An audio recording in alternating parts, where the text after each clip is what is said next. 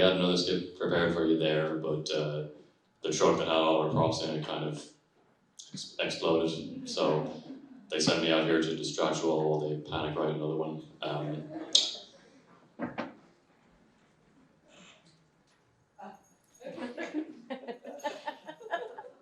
That usually works on my brothers.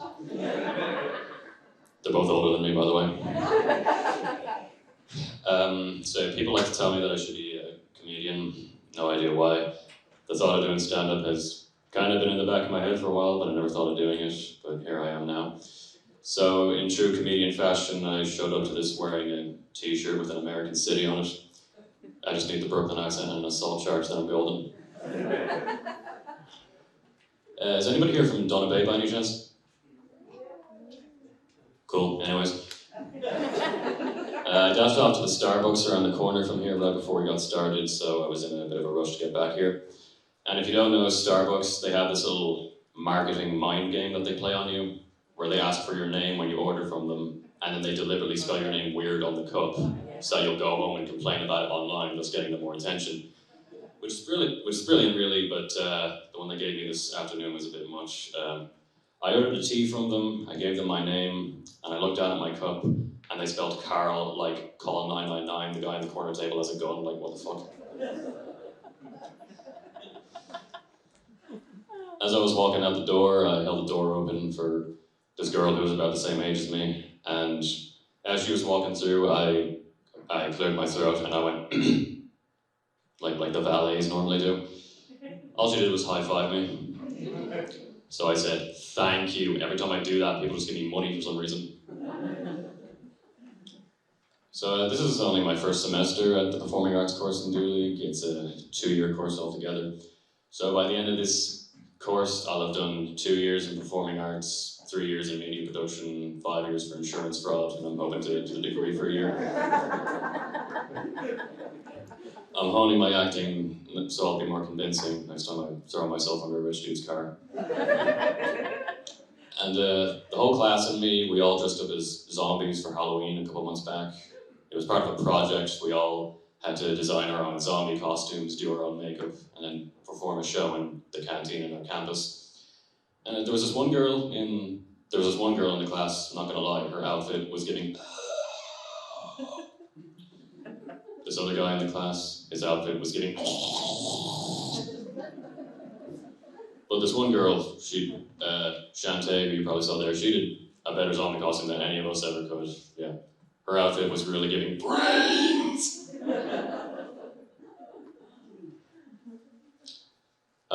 So yeah, I've always been very passionate about acting. I'd love to work in film and TV in the future. One of my favorite movies in recent years is the Shyamalan movie Split, if anyone here has seen it. Fair. My favorite scene in that movie is the scene towards the end where the main villain is running shirtless through a train yard and he startles one of the guard dogs there. And as the guard is trying to calm the dog down, he says, he just gets like this whenever there's a wild animal in the train yard. And I'm like, yeah, that guy's right, it's just James McAvoy. Although my favorite movie franchise of all time would have to be Star Wars, because I'm original like that. I don't think very highly of Star Wars fans, though, if you know the sort that I'm talking about. Like, you tell one guy in a Mace Windu t-shirt that your leg wasn't actually broken when his car hit you, the whole thing was a fraud attempt, and it's just...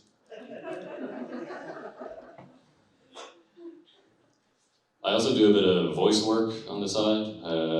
Voice is one of the modules they teach in this course, so I'd love to go into voice acting as well, maybe narrate a couple of audiobooks here and there, and this isn't the setup to a joke, this actually happened to me one time. About a year ago, I met a woman who worked for Near FM in a Chinese takeaway of all places. Worked, she was the one who took my order.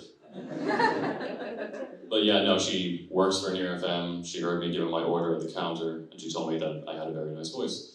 So yeah, it was pretty cool, she must have heard me up there all like, I'd like to order a bag of chicken balls with curry sauce, please. I don't have cash, is it okay if I pay with card instead? So yeah, we spoke for a good 10 minutes or so. She told me she worked for Near FM. I told her I was a media student. And as she was walking out the door with her food, she told me I had a gift and I should, if I was ever looking for work, I should hit them up. And like, I'd never done any professional voice work at the time, but in school people always told me I had the face for it, so this could open a lot of doors for me. So on top of college, trying to find a career, trying to find new hobbies, I'm also struggling with trying to find someone, you know. I'm a fairly awkward person in social situations, as I'm sure you can tell. And the first relationship I was in, I'm not gonna lie, it was a complete disaster. I remember the first time we got passionate with each other. She tried amping me up by taking her trousers off and showing me her legs. Because, you know, being autistic, I know a thing or two about humping legs. So. But yeah, once we got started, it was horrible. She was very rude. She kept yelling at me, deeper, deeper, keep going deeper. And like, I'd already read her Socrates, Plato, Nietzsche, Voltaire. I was halfway through Slavoj by the time she finally gave up. I still have no idea why that warranted her taking off her trousers.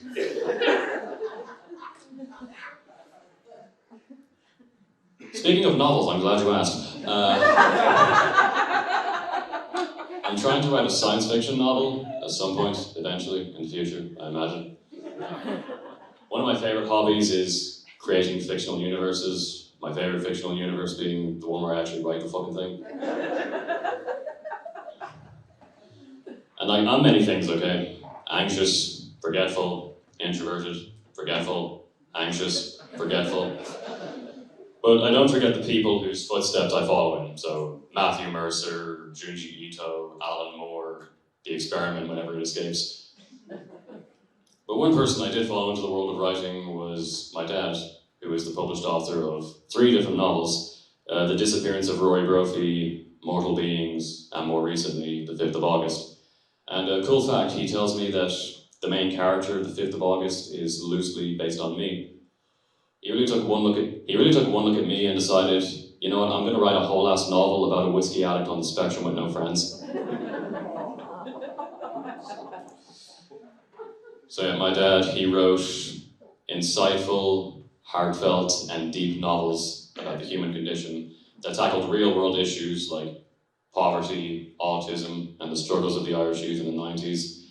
So, taking inspiration from things he experienced in his own humble upbringing, he wrote impassioned and heartfelt novels that anyone with Irish blood in them can relate to.